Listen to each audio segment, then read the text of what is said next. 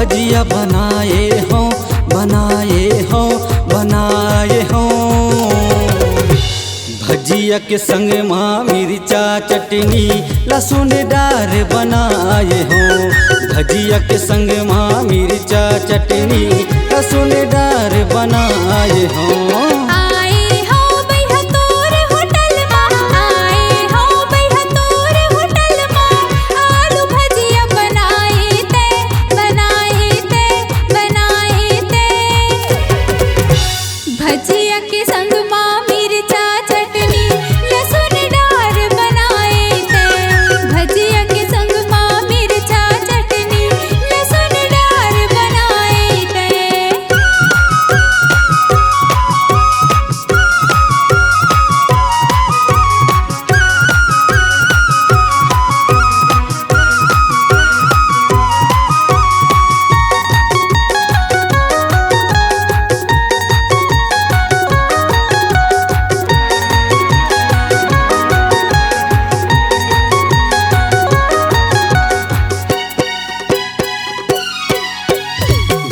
गरम अभी निकलत गोरी 10 मिनट अभी रुको।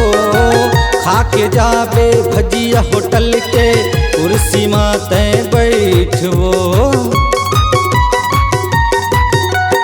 गरम अभी निकलत गोरी 10 मिनट अभी रुको।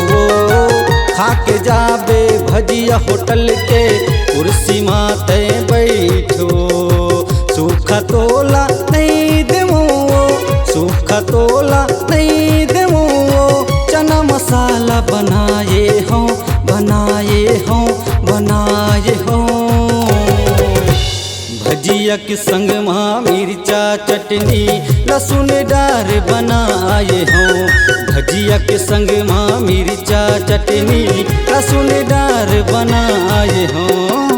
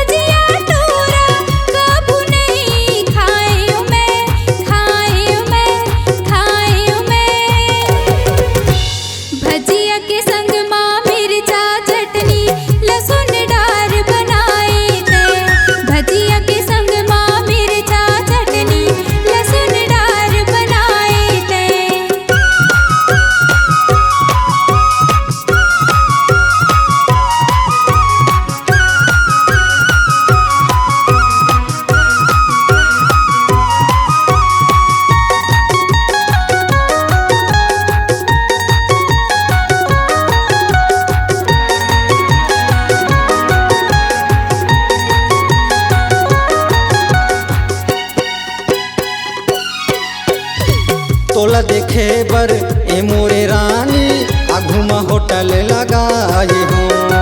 ये होटल वाले तोर मयामा महु तो भुलाए हो। तोला देखे बर ए मोरे रानी आघुमा होटल लगाए हो।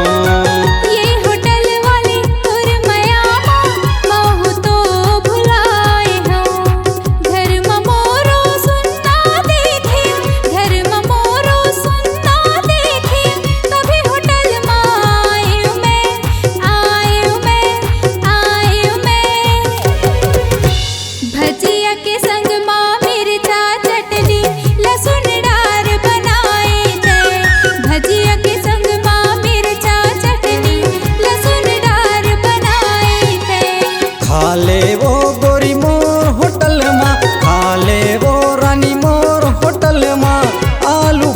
भजिया बनाए हों बनाए हों बनाए हों। भजिया के संग माँ मिर्चा चटनी लहसुन डार बनाए हों। भजिया के संग माँ मिर्चा चटनी लहसुन डार बनाए हों। लहसुन डार बनाए ते लहसुन डार बनाए हों। लहसुन डार बनाए ते लहसुन डार बनाए हों।